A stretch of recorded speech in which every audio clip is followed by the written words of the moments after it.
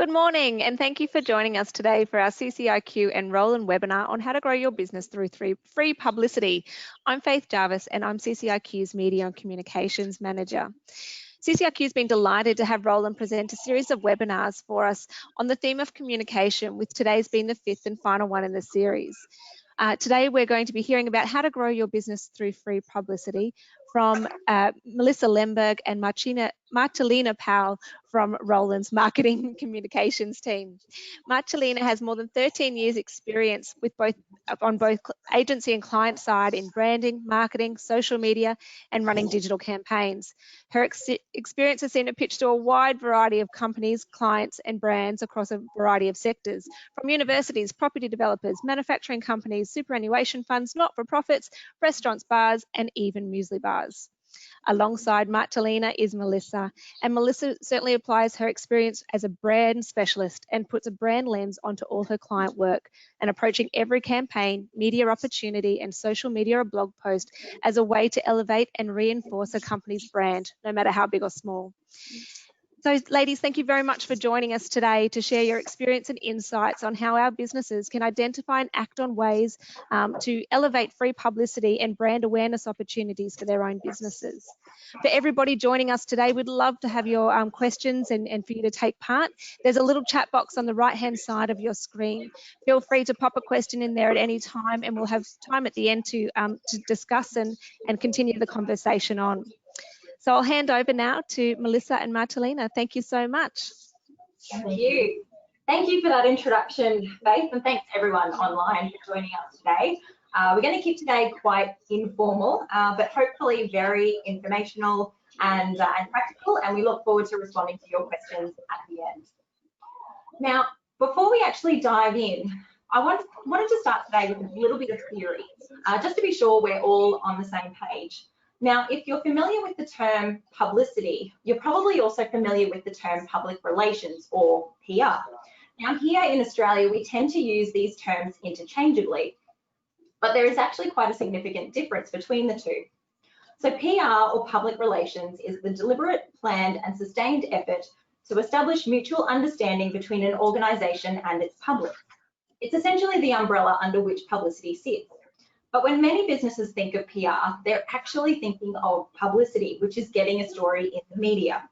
So before we jump into free publicity, we thought it would be a useful exercise to explore all of the channels that are available to you as businesses seeking to share your story, because often free publicity is only one part of the puzzle and the broader public relations strategy.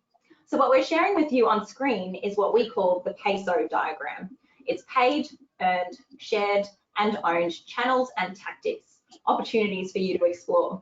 It demonstrates the multitude of ways you can share your business's story through your own channels, like your website, through shared channels, like LinkedIn and Facebook, through paid advertising, so both traditional and online, and through earned channels like free publicity, which we are discussing today.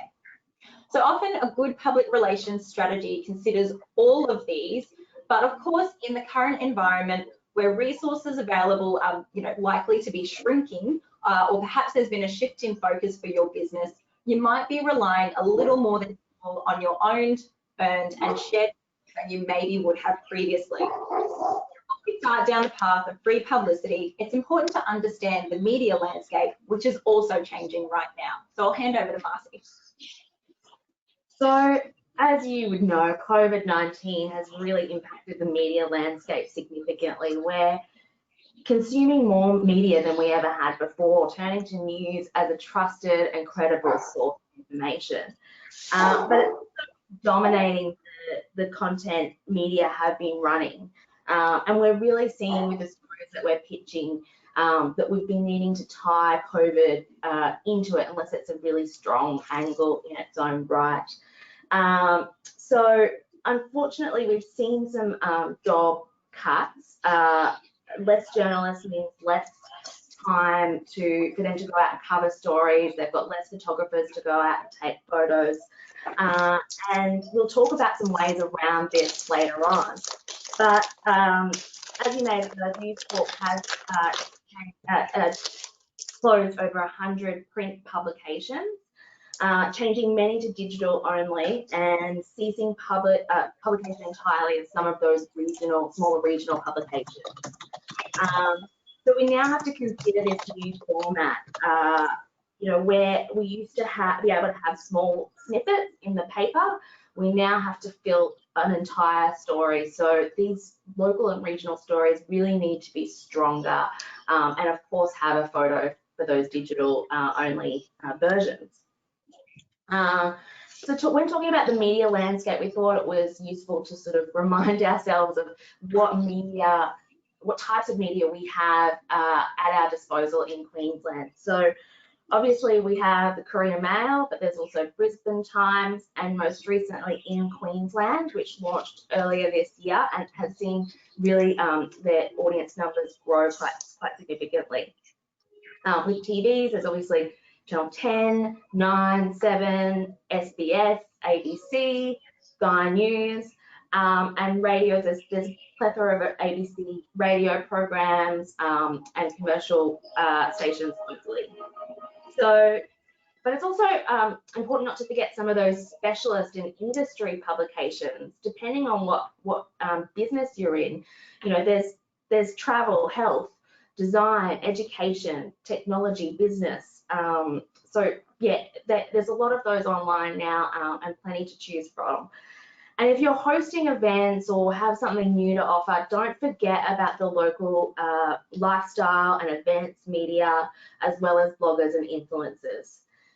It's important to note that different media have different audience profiles with varying interests. And as restrictions are lifting, there's going to be more competition in the market for publicity, and everyone's trying to do more with less. So when you're deciding if you have a story to tell, it's got to be strong enough to cut through in the media. And Mel's going to talk now about how you can decide if you have that type of story to share. Thanks, Marcy. So the big question, do I have something to share? So at Rowland, we truly believe that every company, every brand, every business does have a story to share. You might not necessarily think of your business as a brand, but the truth is your business holds a place in people's hearts and also in their minds. So you stand for something to them. Even if you're not actively trying to influence what people think about your business, people are thinking something anyway. This is why publicity is so important. It's an opportunity for you to reinforce your message, what you want to be known for, or as we like to say, what is it you want to be famous for? Because publicity is the act of having your story published by a third party, it can actually add a lot of credibility to your brand and to your message. It can make your message less salesy. Depending on how far and wide you go with your publicity efforts, it can also expose your business to new audiences. This is just the very nature of media. It's generally produced for the masses, so that's another benefit. And finally, while today's session is obviously about free publicity to grow your business, you'll hear us talk a lot about it only being part of the bigger puzzle or part of a bigger picture. It helps. It helps you achieve your business objectives, but it's only ever one piece. It's part of something much more. So knowing your business does indeed have a story to share through publicity, how do you go about uncovering them? So hot tip, it's not necessarily your latest product or service. That might not necessarily get you a run in the local paper. Instead, start by thinking about who you're trying to reach. Who is it that you want to influence or get in touch with this story of yours? You might also want to start looking a little bit more inwardly. So look at your business a little differently. Quite often, there are some really great gems that lie beneath the day-to-day running of your business. Think about your employees. Are they a long-serving employee? Do you actually have a family of people working for your business? They're pretty cool stories. It could also be your customers. Have you received feedback from customers recently that kind of makes you think, actually, this might be something different to what others are doing out there? It could be a new idea, an innovation, or it could be a particular problem that you've solved.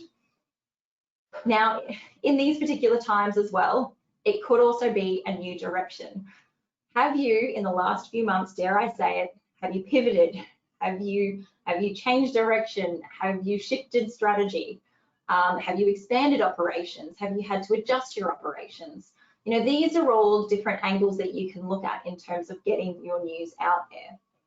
There are plenty of examples, and you've probably seen a lot of them in the media, about small businesses doing and shifting their business focus over the last few months.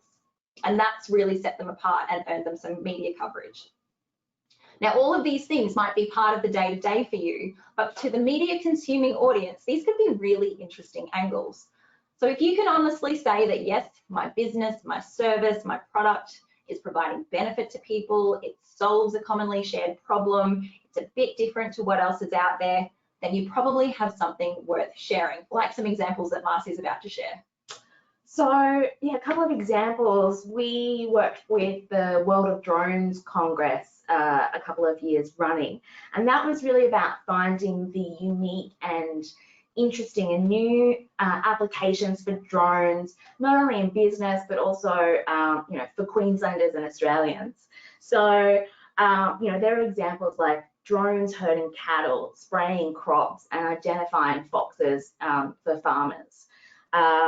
Drones were doing surf life-saving rescues for the first time ever. They were assessing insurance claims after cyclones in Queensland. They were delivering defibrillators to heart attack patients in the outback. We also did some work with Griffith University, and there was a particular story about papayas that was quite interesting and got a really great run in the Australian.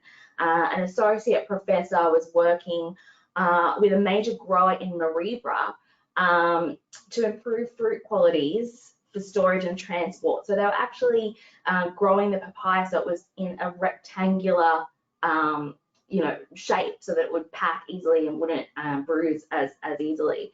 And they were also coming up with all these different new varieties that were sweeter and more flavoursome.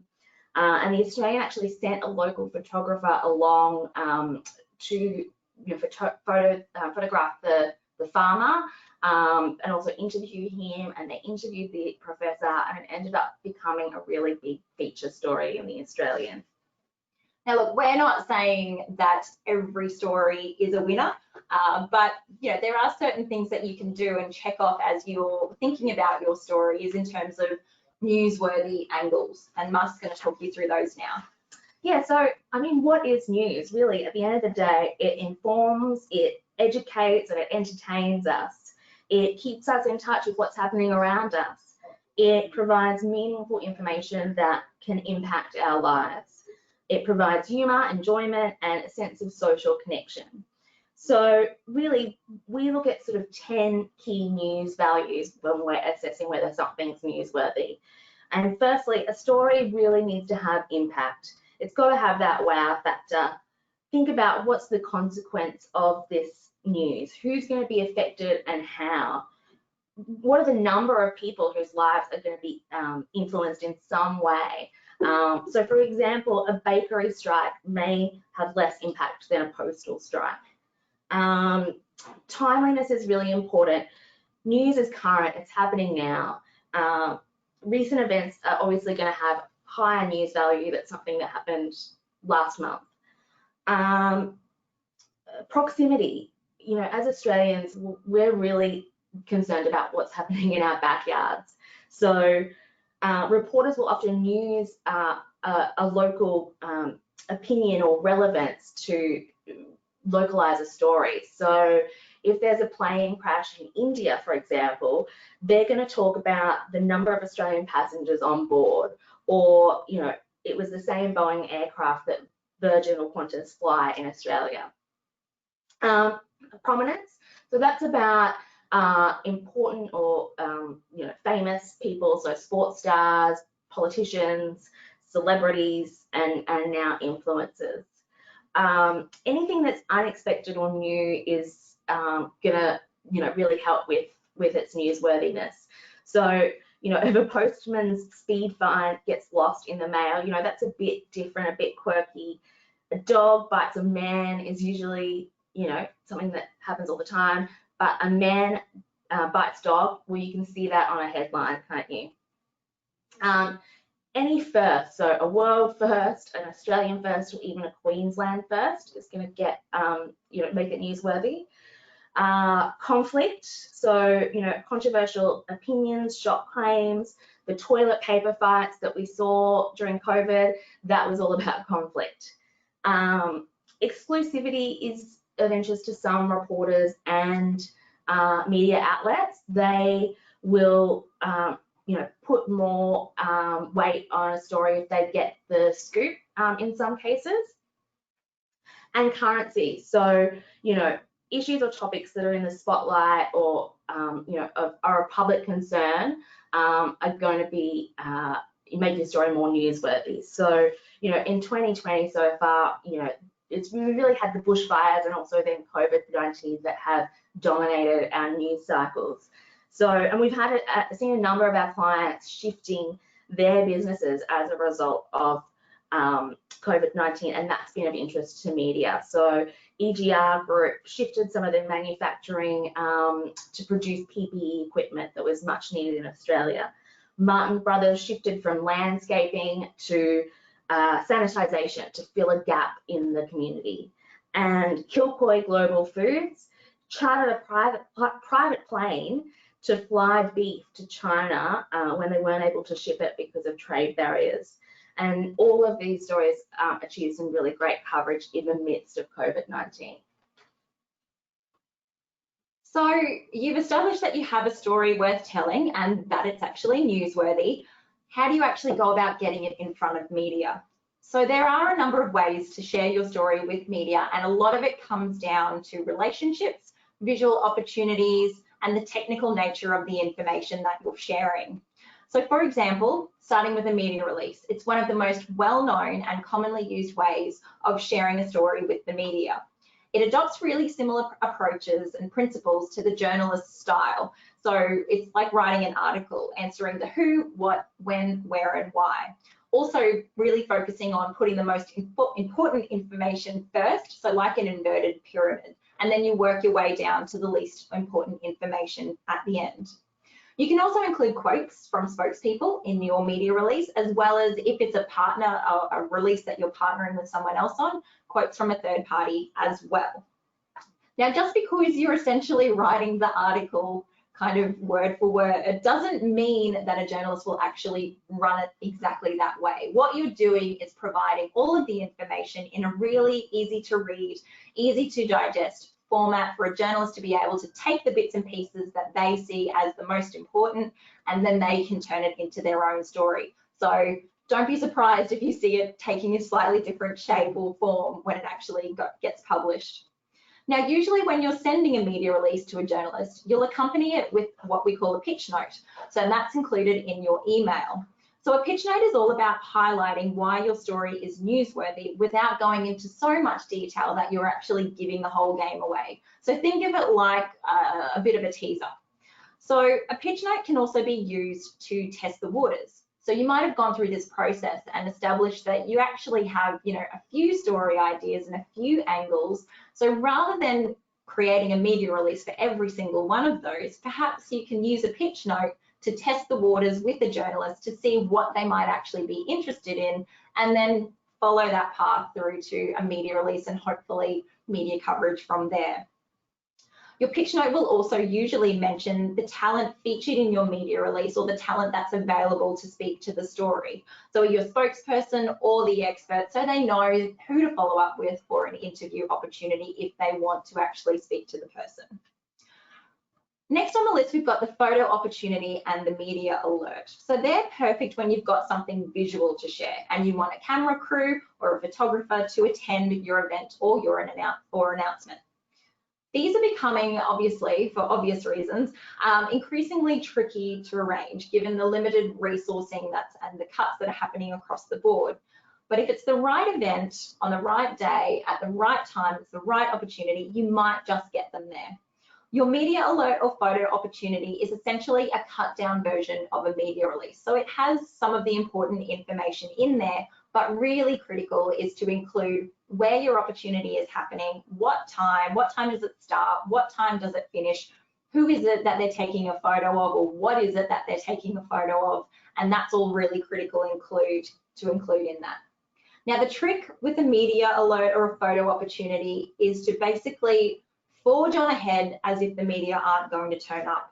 So arrange your own photographer as well. Take some of your own amateur footage, because if for any reason media don't turn up, and it's happened quite frequently to us, you can always provide this sort of content after the fact as a follow-up, and that media really, really appreciate that. Finally, as you're starting to kind of, dip your toe in the water of free publicity, you'll find that you'll end up speaking to a lot of the same journalists over and over again. So you'll start to build a bit of a rapport. So basically leverage those relationships, get to know them a little bit better, but do be aware that they are busy people. So you're not really calling for a chin wag. You need to go in there with a purpose. And there are certain do's and don'ts when it comes to calling the media. And Marcy will talk you through some of those now. Yeah. So this is our process that we follow here at Rowland when developing and pitching the story. And firstly, it's about interviewing your subject matter experts about, what are the facts, what are the potential angles, what's going to really make this a story, what are the quotes that we're going to use, and identifying, understanding the strongest angles for your story, will really follow this.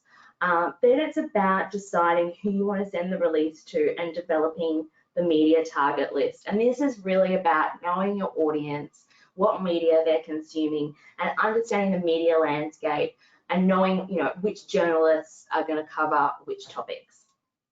Then it's about developing the media release, and I know Mel, talked a lot about that, but that's really, news style, inverted pyramid, and then developing the pitch note from there. And you might have multiple notes to different journalists with different angles and offers, I guess. And really that's about, in that pitch note, that's about packaging up everything that they might need. So the media release, the interview opportunities, the vision opportunities, and if you have any existing images or footage that's relevant to the story, give it to them and they might use that as well. As Mel mentioned, follow-up calls are crucial. I mean, journalists get thousands of emails a day. So sometimes, if you have a good subject line, they'll read it, but sometimes you've simply got to pick up the phone and sell the story into them over the phone, and that will prompt them then to go open that email. Be conscious of their deadlines. Don't call sort of at the end of the day. Avoid news, like when they might be in a news conference. So for the most part, that's 9:30 a.m. and 2:30 in the afternoon. Also, make sure that you've got all the details on hand, that you are ready to answer any questions that they might have. When your spokespeople are available for interview and vision opportunities. And while the follow-up calls are happening, hopefully you'll also be getting managing replies back to journalists and getting calls yourself. So it's really important to keep track of that, keep everyone updated, and make sure that you're really on top of that, and that you're not following up journalists that have already been contacting you. So now you know what makes news, how to pitch your story, and how to find your story in the first place.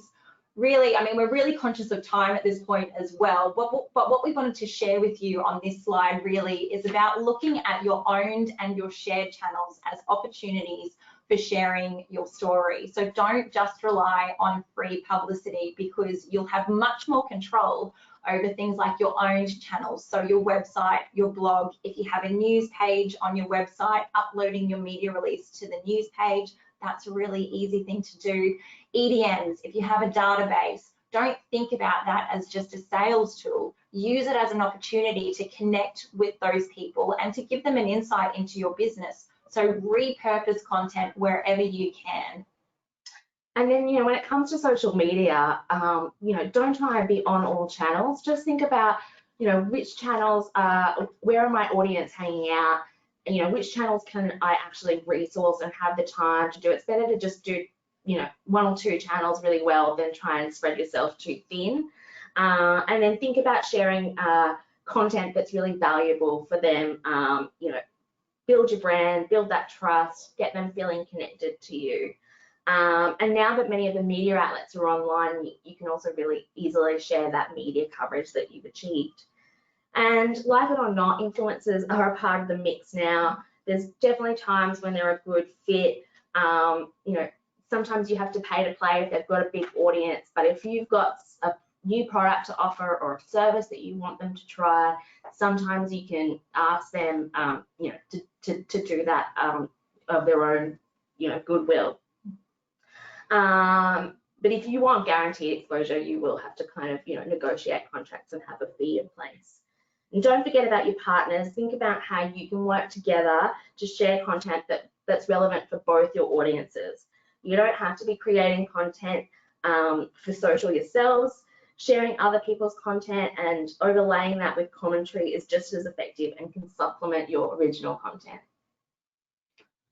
So we're conscious that we covered a lot of territory today. So as a bit of a refresher and a handy tool for you, we've developed this flow chart to help you identify if you have a story worth sharing, where it might be worth sharing, and whether it's newsworthy. So a bit of a checklist and flow chart that you can work your own way through. And this is a free template that you'll be able to get at the end of this.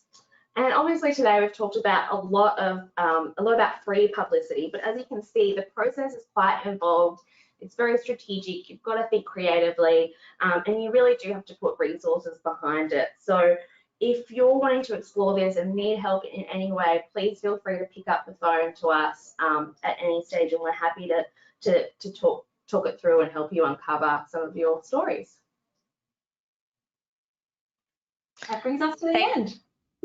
Thank you, Mel and Marcy. I know that there's, as you said, it might be free, but there is a bit of a process to it and a little bit of strategic planning behind. We actually have got a few questions to go through, so that's great. The first one we have here is just talking more about media releases and what do you recommend in terms of length and structure to pitch in a story? Yeah.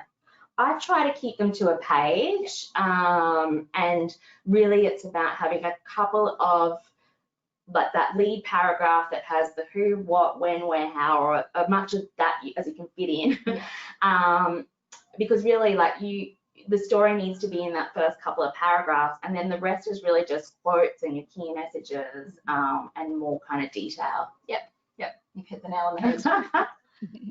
And the next one's a great question, because one thing I had noted, especially knowing a lot of the businesses and that we certainly have at CCIQ, not everybody has a product. They might have a service that themselves, accounting, psychology.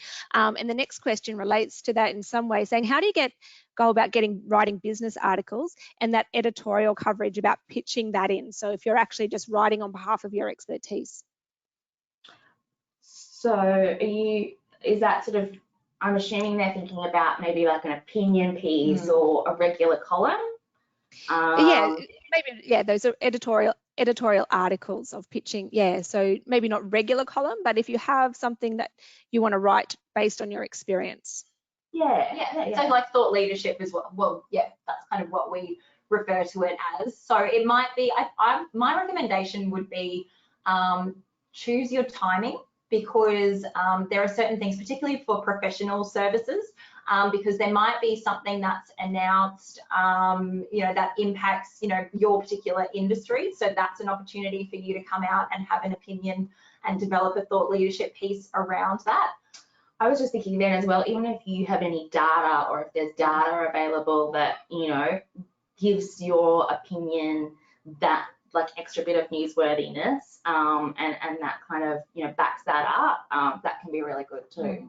Actually, this reminds me of actually a story that we worked with someone on. So we were actually working with the public trustee of Queensland, and what they wanted us to do was to help them promote, wills, and it's they're only kind of really relevant for certain stages of your life, and one of those stages is, when it comes to the fore, is when you get married. So, one of our ideas and one of our thoughts there was to, really look at adding a bit more of a human interest element to something that is actually quite serious. So I would also, that's the other thing, think about it, probably a bit more through a human interest lens to maybe, you know, break down something that people might see as, oh, it's all serious and boring and, you know, all of that. But, you know, maybe approach it from a slightly different tack and you might have some more success. Mm-hmm. And then we've got a really good question, and I know that a lot of people would have this in their mind because it seems tricky. Media contacts, where do you get them from? How do you actually get to the journalist in the first place? There's a little secret tool that's that we use that we pay for. It's a media database that we use that gets updated regularly. But you know, journalists all have social media now as well, so you can, you know, have a look at sometimes that database isn't updated regularly, so we'll often look on Twitter, make sure that, you know, the journalist is still there, and often you can also just contact the news desk at some of those, you know, publications as well. Which is what I was going to say. So if you know, you know, the outlet that you're trying to target, pick up the phone, ask to be put through to the news desk, and chances are they'll give you a contact from there in terms of who you can send your release through to or your information through to. Yeah, excellent. And if I can just touch on early on in the piece, you said, surprisingly, the newsworthy element might not be your new product, service or sale. And if I can just share my experience of years as working as a talkback radio producer and being pitched to all the time, a really good tip is really thinking about what your story can add to the audience, not what it's actually going to do for you. And that's how you sell the concept, because the story is what you were talking about before. It's in-house, it's what you're doing. It's, even though you might be doing it in your business every day, that doesn't mean other people won't find it fascinating. So if I could add to the weight to your tip of, you know, the product might not be the story, but it might be the process behind it, because you know, nobody wants an ad as an editorial piece of content. So that's a really good tip to keep top of mind. Probably the quickest way to ruin a relationship with the journalist as well. Yeah, that's right. Yeah, and to add to that about the media contact list as well, especially for regional areas, which I know we have some people on today, is they are your local paper or your local talkback, or so addressing your media releases to a first name basis where possible will absolutely get you an immediate get in addition to mass releases might not get the cut through. So really identifying who you're trying to pitch to and developing that personal relationship early on. Definitely. Yeah. Excellent. Thank you very much for your time today. I know there's been some invaluable information in there, so and very great for people to walk away with that filter tool, which I know as they break down the information we've given today, that they'll be able to use that and refer back to for a long time to come. So Mel and Marcy, thank you very much for your time. Thank you, Faith. Appreciate it. Thank you, everybody, for joining us. We are sending out the link and the tool that was mentioned today. We also have the last 4 from this communication series that will be sent out to you as well. So everyone have a lovely afternoon. Thank you. Thank you.